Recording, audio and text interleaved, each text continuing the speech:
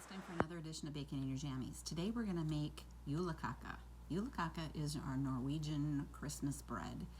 It has a really distinct flavor, and you either love it or you don't. And I love it.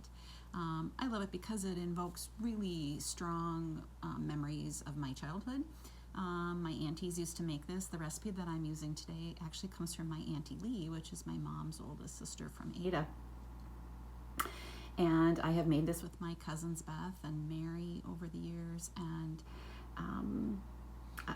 it's just Christmas memories. My dad loved julekake, and he loved to go and get it at the Aiken Bakery. They used to make it, and it was just as good as what we could make. So that brings back good memories too. So julekake is a sweet bread that has a distinct spice of cardamom, and cardamom is kind of pungent, but good. And the very best cardamom is if you get the seed pods and grind them.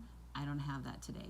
I just have some dried ground cardamom, so that's what I'm using. But oh, it smells good. And then it is, in our recipe, we are going to need flour and sugar and butter and egg and salt, and then all of this good fruit stuff. So you can buy this prepared in the store. This calls for 1 package of the fruit cake fruit. So it's dried cherries and citron and just good stuff. And then I've also added some red cherries and green cherries. You can add whatever you want, and I've also added some golden raisins. Now you can use any mixture of dried fruit that you want, and you can use as much or a little of that, but that's what makes it good. Okay, so I have that ready, and this is a yeast bread, so precision matters with this. And so I use a thermometer. I'm not a great bread baker without testing my temperatures.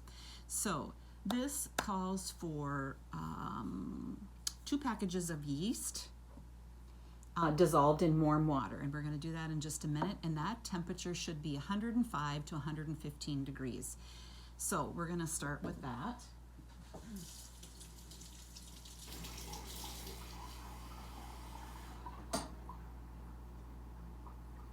And it's a 1/2 cup of water that we want to use. So I'm going to just use my little thermometer here and make sure that this is not too warm. If it's too warm, you're going to kill the yeast, and if it's not warm enough, it won't feed it. So this is not quite warm enough. And then I have scalded a cup of milk on the stove, and I have that cooling. Okay, let's try this again. So I have a cup of scalded milk cooling, and already 109, so that should be perfect. I'm going to take that 1/2 cup of water, and I'm going to put that in my 2 packets of instant dry yeast, and we're going to just let that start to do its thing. Alrighty. Then, how do you scald milk? Well, I have put it in just a small saucepan like this, and you just put it on the stove and you cook it. You don't want to boil it. You cook it until it forms a little bit of a skin on the top. It's about 170 degrees, and just when I got about 170, that skin did form on there. So we've got that going, and now I've got that cooling. Just gonna mix up this yeast. Come on. And it just makes kind of a paste.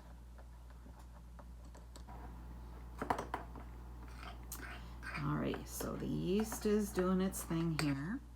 Let's just we want our scalded milk to be about that same temperature, about 110 degrees. So we're going to go from 170 down to 110-ish. Yeast isn't wanting to dissolve here very well.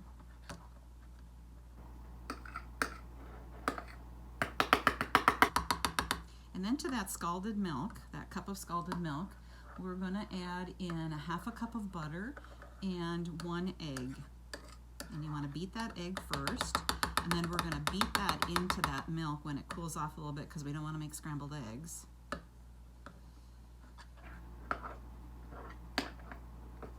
Okay, so we've got that. The yeast is fermenting, and let's just check the temperature here of our milk. Yeah, it's 130, so we want that to cool down a little bit. So we're just gonna let that go. And then I have ready a half a cup of sugar and 3/4 of a teaspoon of my ground cardamom and 2 teaspoons of salt. So we're ready to go with that. Now I'm gonna mix this in my mixer. I do have a dough hook on my KitchenAid. You can do this by hand. It just is, it's work. You're gonna have to mix it and knead it and, all right, come on milk. We're gonna cool that down. Again, if we have this too hot, we're gonna kill that yeast.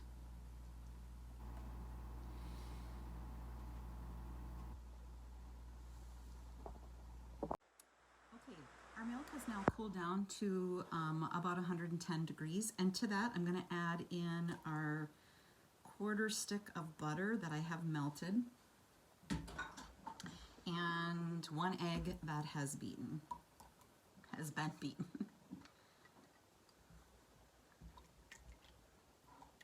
Okay, we're going to mix that, and then we're going to add in that yeast that's been fermenting a little bit. You can kind of see how it gets all bubbly on the top there. So we're going to add that all together.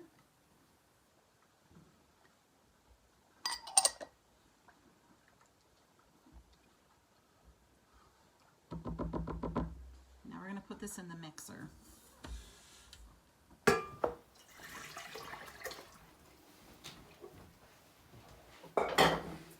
And then we're going to add in our sugar. So again, we have a half a cup of sugar, 2 tablespoons of salt, and our 3/4 of a teaspoon of cardamom. Mix that in.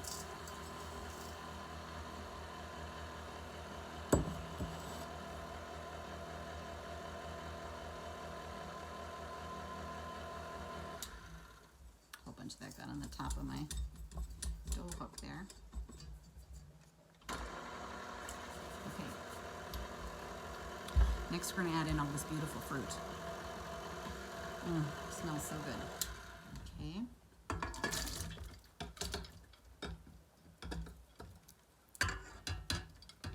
It's sticky deliciousness.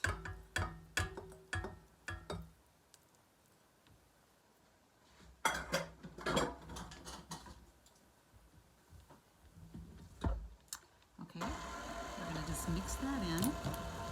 And now we're going to start to add in the flour. Now this calls for about 5 cups of flour. We're going to start with 2 cups.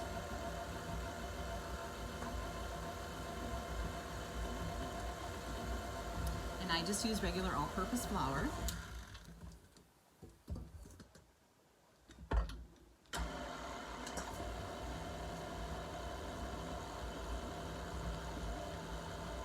I have sticky fruit all over me.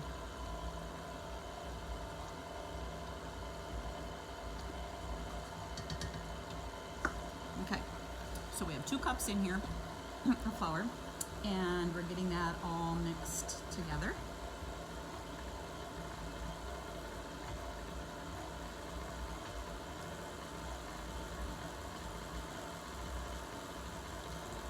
It's starting to come together.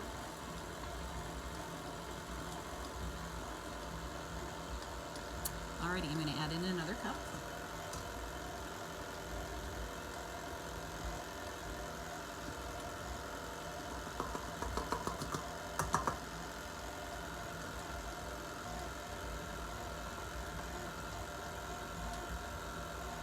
That's 3, right? I think that's 3. I'm just going to let each cup get kind of mixed in there.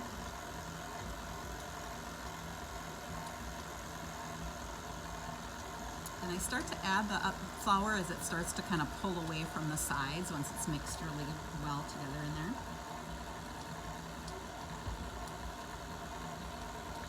Okay, there's cup number 4.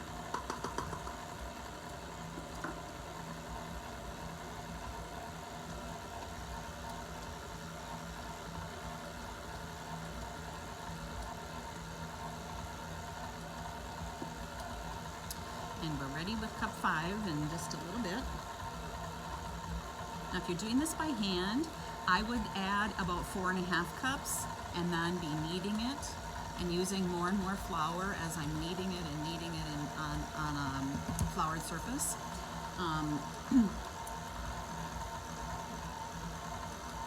As you're gradually incorporating that in, because you're going to need to keep putting flour on your surface as you're mixing it in. With using the dough hook, we're just going to kind of gradually add that last cup in.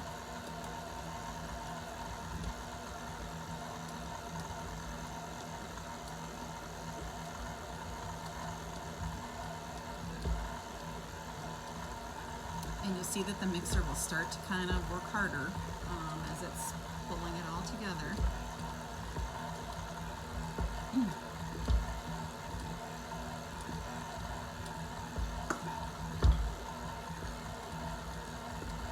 Now, once this is all mixed, we're going to put it in a big bowl, and I like to use my big old crockery bowls here, and I'm going to grease it really well. And then I have my oven on just warm. I'm not going to put it in the oven. I'm just going to put it on top of this on the stove with a towel over it. So once we're all mixed in,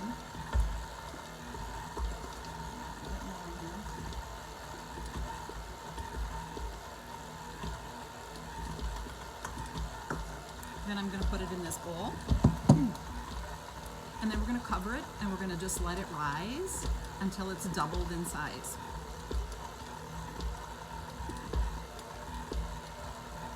Getting close.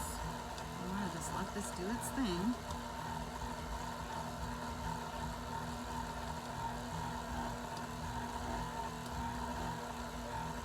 So it's really starting to come together, pulling the dough in.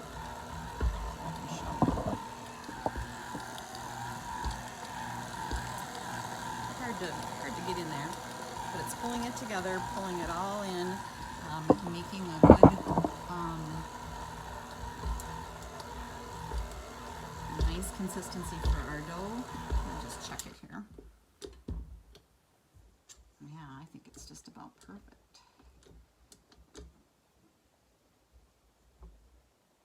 I'll give it just another minute.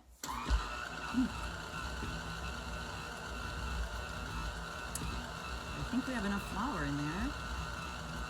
You know when you have enough flour in that it pulls away from the side and it makes a ball of dough.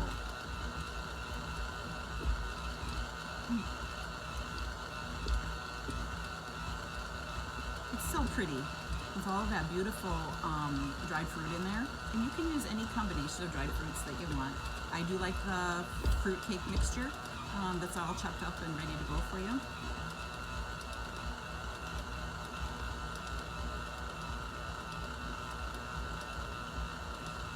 Just a touch more flour here. Still a tiny bit sticky.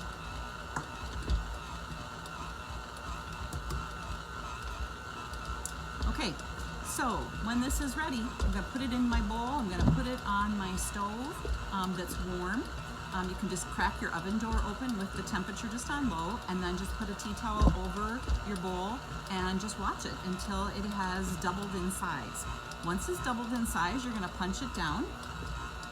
You're going to divide up your bread into the size of loaves that you want it to be, and you're going to then let it rise one more time. Cover them up again, let it rise till it's double, and then we're going to bake it at 350 for 30 to 40 minutes. Then, once it is baked, we're going to take it out, let it cool for just a little bit, but while it's warm, we're then going to glaze this with a powdered sugar, almond flavored frosting, and yummy, yummy. This is the very best. How I like it and how my daddy loved it was toasted with lots of butter on it with morning coffee.